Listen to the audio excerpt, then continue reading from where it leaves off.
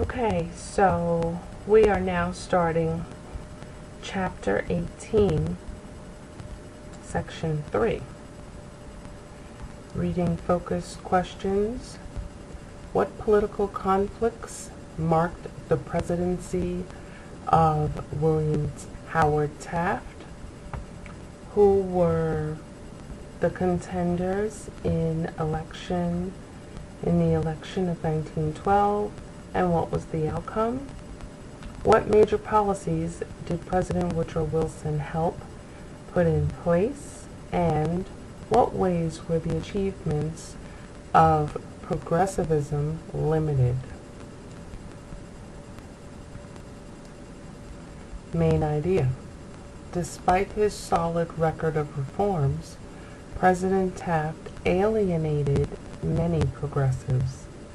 They broke away and formed their own party with Roosevelt as their candidate.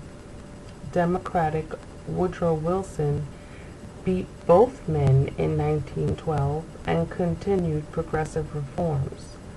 So what happened here was President Roosevelt, in his running, broke off a lot of split the vote into three. And the result was that Wilson beat both he and Taft. Not sure if that was his goal, but that was the result.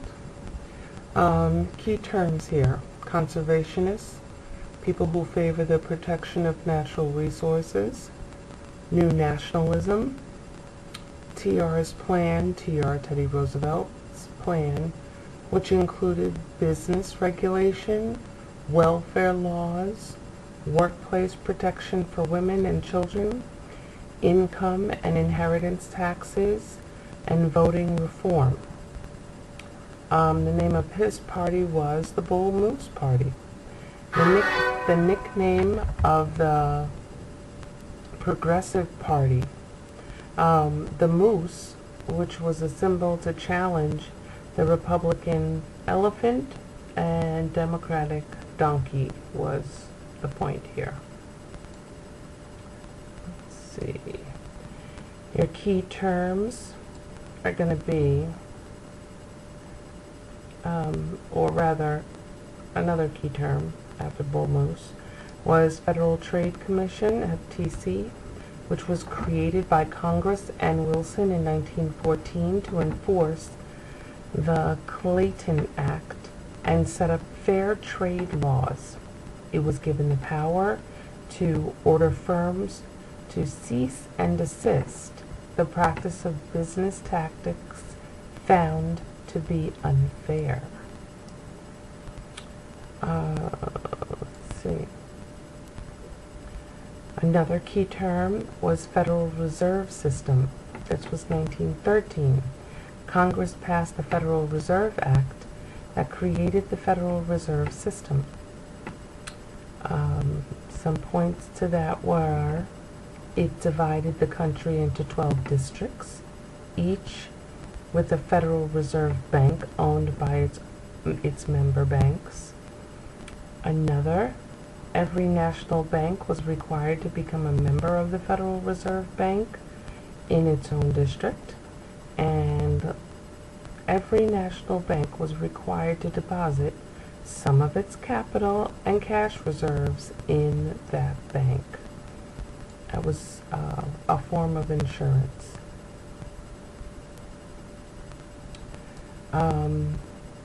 Let's identify some issues. What factors made Taft's job so difficult? Taft had neither Roosevelt's sheer energy nor his ability to line up congressional support for his reforms. He did not place progressives in his cabinet, and Taft disappointed progressives on key issues such as tariff reduction. Taft's presidency. Taft had a more judicial mind and loved the law. This was not one of Taft's favorites, this idea of becoming president, but he did it anyway. His wife told him not to, or rather his mother told him not to, but his wife said that he was going to be the next president. So you see who won out there. Taft was a one-term president, and his 4 years was described as a miserable 4 years. Taft would go on to become the nation's highest judge, which was a job he dearly loved. Taft won over William Jennings Bryan, up against a Republican Congress who opposed any progressive reforms. He did not appoint any progressives to his cabinet, and inadvertently would go on to fulfill Roosevelt's reform, but simultaneously alienated progressives and caused a crisis in the Republican Party. Some of the conflicts over tariffs, although Taft won on platforms of lower tariffs, Congress disagreed. The compromise was, or a compromise was, the Payne-Aldrich tariff. The House passed some reductions, while more traditional Republicans in the Senate added some highly protective tariff increases, which made progressives furious. The Ballinger-Pinchot affair. Okay, so Richard Ballinger was a new Secretary of the Interior, and this angered the progressives even further. Ballinger opposed conservative policies on federal lands in the West, siding with business interests that sought unrestricted development. Gifford Pinchot, which was the head of the U.S. Forest Service, wanted both preservation and development. Pinchot worked with Teddy Roosevelt but his relationship with Taft was very strained. In 1909, Ballinger allowed business people to obtain several million acres of Alaskan public land containing rich gold deposits. When Pinchot complained of corruption, Taft fired him. Taft's popularity as a result slumped. The midterm election, 1910. Roosevelt returns from a safari in East Africa to a wildly cheering crowd in New York. They loved him. He criticized his old friend Taft because, he was the one who helped Taft get into office. The battle between Taft and the progressives was too enticing. So Roosevelt campaigned for progressive candidates and its issues. Business regulation, welfare laws, income and inheritance taxes, voting reform, and workplace protection for women and children. And Teddy Roosevelt called his plan New Nationalism. Turmoil in the Republican Party. Republican Party begins to splinter. It begins to break off in individual outlying areas. Angry Republican progressives team up with Democrats to attack opponents of reform. The Rules Committee, which was called the Old Guard, would block much reform legislation. House Speaker Joseph G. Cannon, in 1910, the House passed a resolution allowing the full membership instead of the Speaker to appoint the Rules Committee. The speaker, Joseph Cannon, was barred from serving on the committee, and the Republican Party was now bitterly split. The election of 1912, Roosevelt challenged Taft for the Republican presidential nomination, and although voters preferred Roosevelt, Taft won the nomination. Progressive Republicans charged Taft's group with fraud and vowed to form their own party. The Progressive Party held its convention in August. Roosevelt's running mate was California Governor Hiram Johnson, a progressive crusader. The Bull Moose Party, which was Teddy Roosevelt's party, became the nickname of the Progressive Party. And again, that was based on Roosevelt's response to his physical readiness. He said he was as ready as a bull moose. The Bull Moose Party, and their platform included, obviously, tariff reduction, women's suffrage, more regulation of business, a child labor ban, an 8-hour workday, a federal workers' compensation system, the direct election of senators, and at this stage, women joined the Progressive Party and campaigned for candidates in states that they could, because women didn't have that much freedom and liberalism. Women voted and even ran for office. Taft's record. Taft would say, politics makes me sick.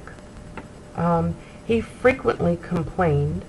A notable record on progressive causes, nonetheless, was his legacy. Reserved more public lands and brought more antitrust suits in 4 years than Teddy Roosevelt had done in 7. So it was kind of odd. He supported the Children's Bureau, the 16th and 17th Amendments, the Mann-Elkins Act of 1910, which was where the act gave ICC the power to regulate telephone and telegraph rates. But he remained at odds with Republican progressives.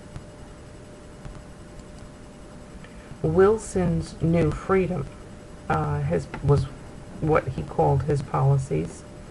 New Jersey Governor Woodrow Wilson was to head the Democratic ticket, a reform platform like Teddy Roosevelt.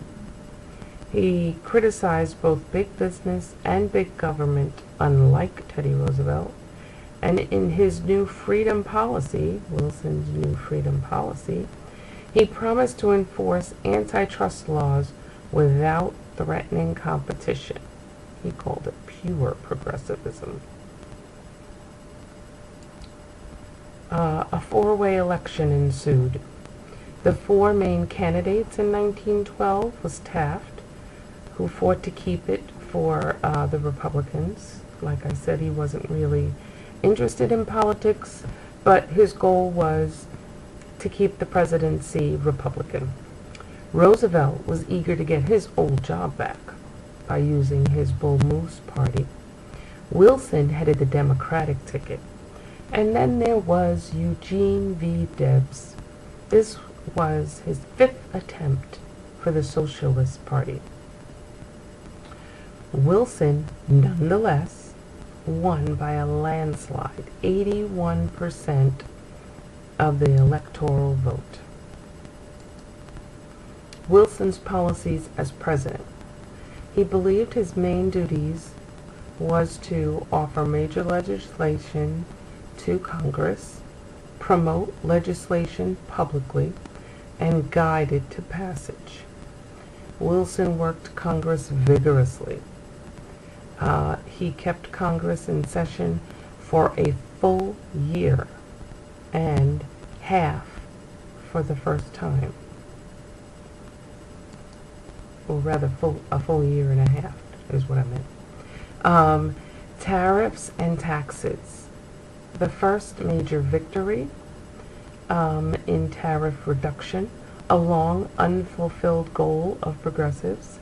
The Underwood Tariff Act of 1913, which reduced average tariff rates from 40 to 25%, making up for it by signing into law a federal income tax. And that is, if you'll remember, the 16th Amendment. He attacked the trusts. Wilson believed strongly that monopolies and trusts led to economic instability and the restriction of free enterprise. So in 1914, Wilson guided Congress to pass the Clayton Antitrust Act to strengthen the Sherman Antitrust Act. And what the Clayton Act did to strengthen Sherman Antitrust was that it spelled out specific activities that big business could not do. The Clayton Act legalized unions, and their key weapons were things like strikes, peaceful picketing, and boycotts. In 1914, Wilson and Congress created the Federal Trade Commission, so the power to order firms to cease and desist unfair business tactics. So let's talk about the Federal Reserve System. Wilson's total overhaul of the American banking system to promote competition and ease frequent panics that destabilized the U.S. economy. Excuse me. Bankers viewed Wilson's plan as radical. After long heated debate, Congress passed the Federal Reserve Act of 1913, which created the Federal Reserve System. It divided the country into 12 districts, one Federal Reserve Bank owned by its members, which was called the Bankers Bank. Federal Farm Loan Board was also created. That was 1916, and that made loans available to farmers. It loaned farmers money for 5 to 40 years, which was a lower than commercial bank loan policy. Brandeis was brought to the Supreme Court. Wilson nominated progressive lawyer, who was brilliant and fought for many cases, known as the People's Lawyer. Brandeis was. Brandeis's nomination drew a storm of protests, and he was accused of being too radical. Brandeis was the first Jewish Supreme Court nominee. He served on the court with distinction until 1939. The appointment marked the peak of federal progressive reforms. The controversy was there was a federal provision struck down by the Supreme Court which limited the use of child labor in industry. The federal ban on child labor would take another 2 decades to that effect. Wilson wins a second term. His progressive drive, however, was winding down. Roosevelt did not want to run again. Roosevelt and his Bull Moose Party endorsed Wilson's Republican opponent, Charles Evans Hughes. Wilson ran on the slogan that he kept the country out of World War I. Well, we know how that turned out. Barely defeated Hughes, Wilson's 277 electoral votes to Hughes's 254.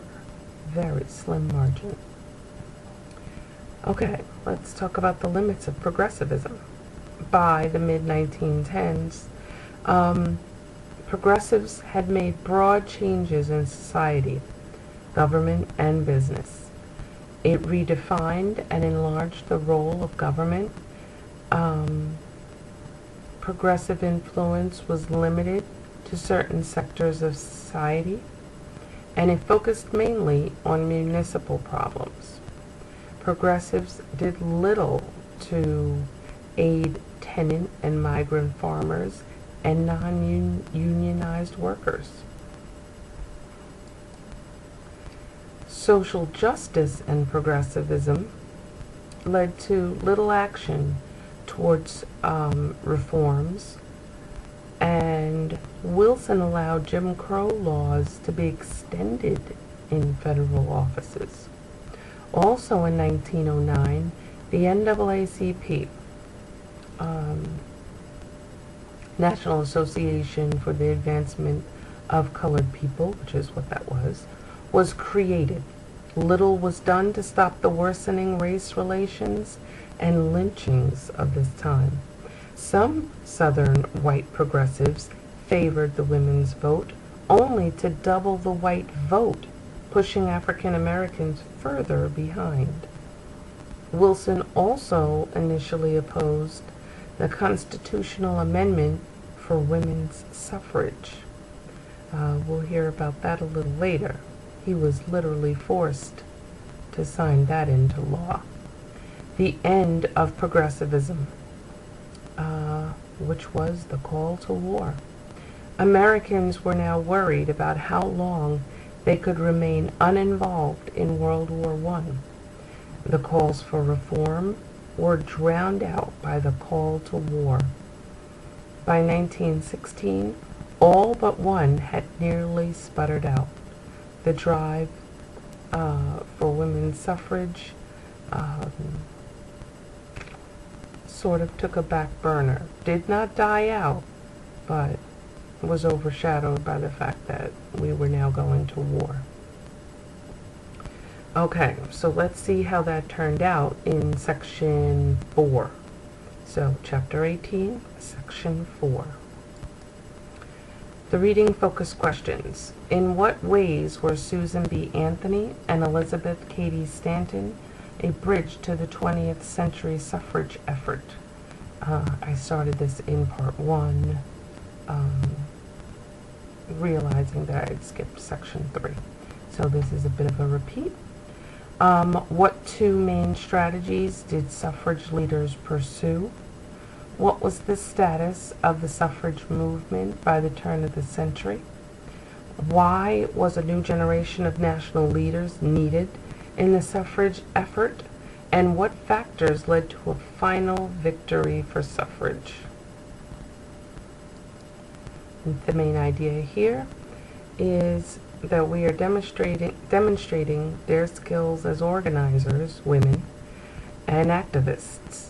Women won the right to vote with the ratification of the 19th Amendment in 1920. Yay! I like that part. Key terms that you need to know. Civil disobedience, a nonviolent refusal to obey a law in an effort to change it. The National American Women's Suffrage Association, coined NAWSA, formed in 1890 by veteran leaders of the suffrage movement, including Susan B. Anthony, Elizabeth Cady Stanton, and Lucy Stone. Congressional Union, the CU, was formed in 1913 by Alice Paul and Lucy Burns after taking over the NAWSA committee that was working on congressional passage of the federal suffrage amendment. Paul transformed her committee into this new organization. She basically did that, or her and Lucy basically did that, to hurry this amendment, to force the amendment to be federally passed as opposed to the state-by-state method that was being used by Stanton and Anthony, and which was promoted by Wilson.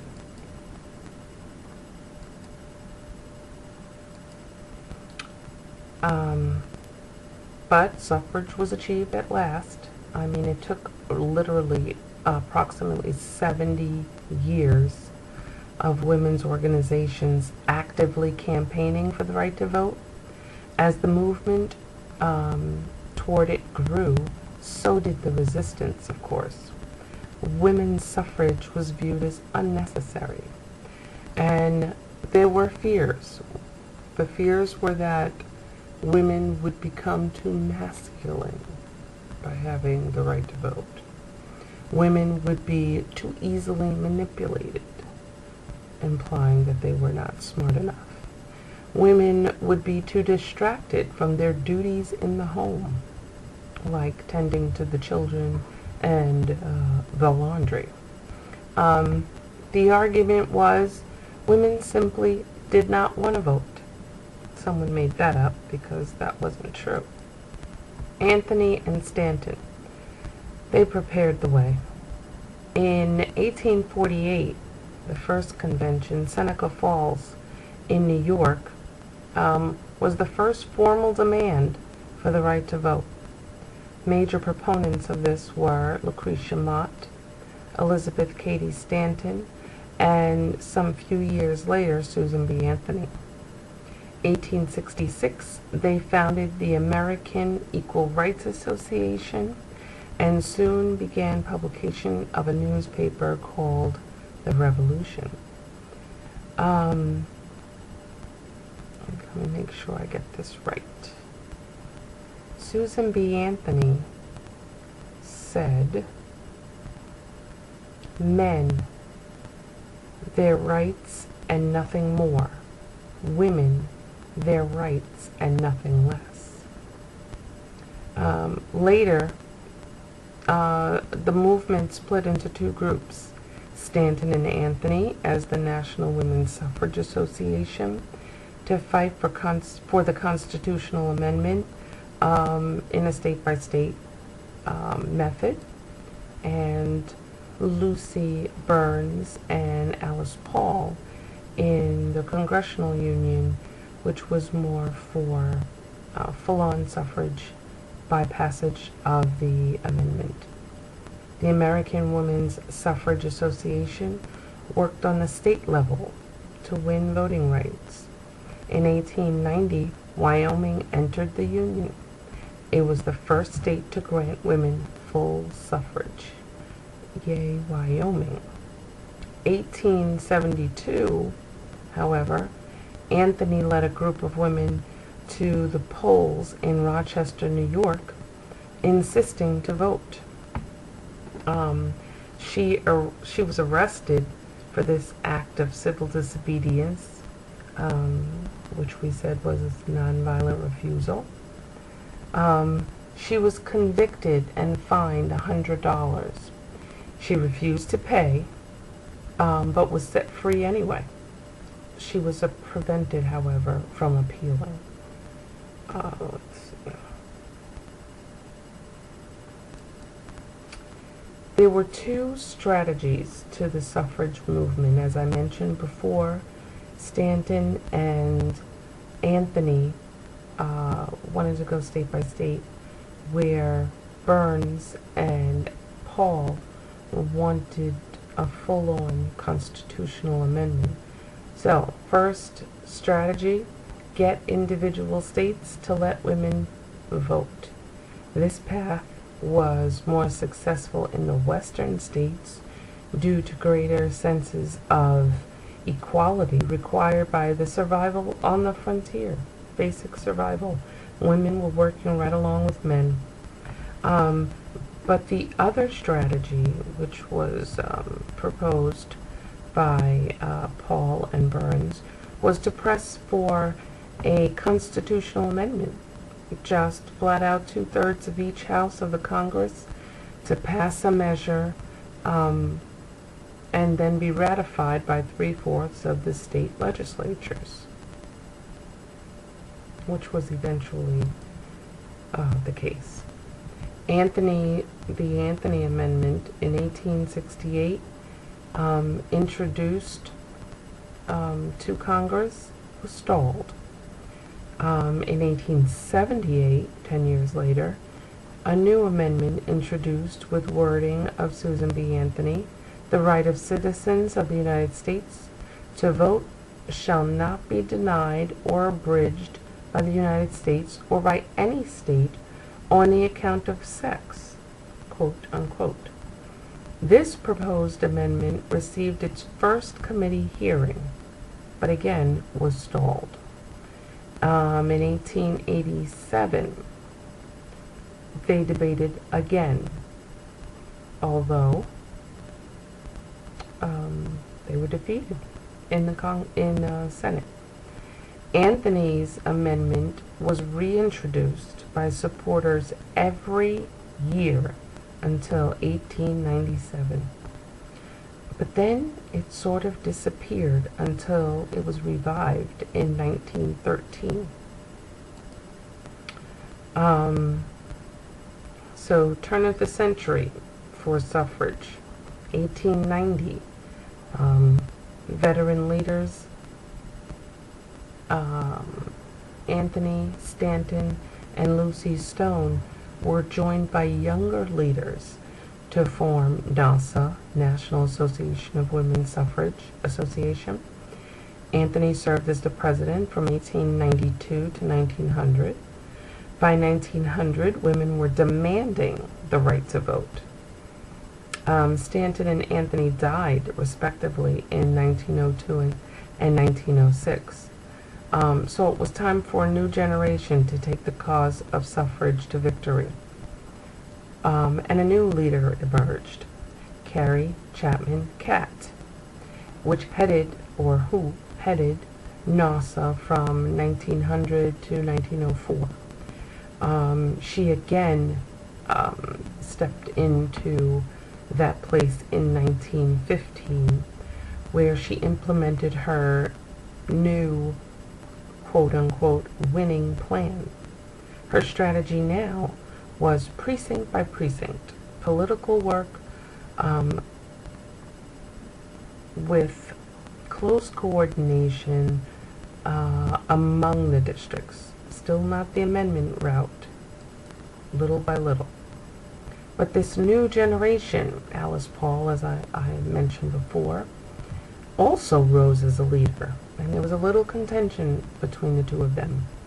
She possessed tactics which she learned from the aggressive English suffrage movement while she was a student in England. January 1913 was when the amendment reemerged. She and a friend, Lucy Burns, took over NASA's committee that was working on congressional passage of the federal suffrage amendment. 2 months later, Paul organized a parade of 500 women in Washington, D.C., which happened to be the same day before, or the day before, Wilson's inauguration, which drew so much attention that it literally overshadowed Wilson's arrival. So when Wilson arrived in Washington, D.C., there was a lackluster reception because all the people were at the parade. Due to this parade's success, Paul transformed her committee into a new organization called the Congressional Union. This split in the movement, Carrie Chapman Catt for NASA, and Alice Paul and Lucy Burns for the Congressional Union,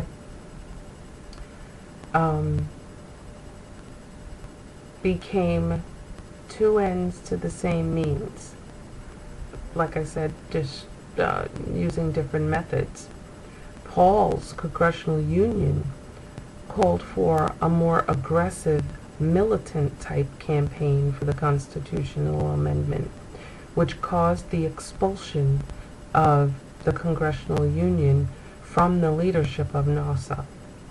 The Congressional Union continued on to stage militant protests. They demonstrated in front of the White House. They set a life-size dummy of Wilson aflame due to his lack of support. Alice Paul and her followers burned copies of his speeches right there in front of the White House. And this exasperated authorities. They had no idea what to do with these women. So they began arresting them.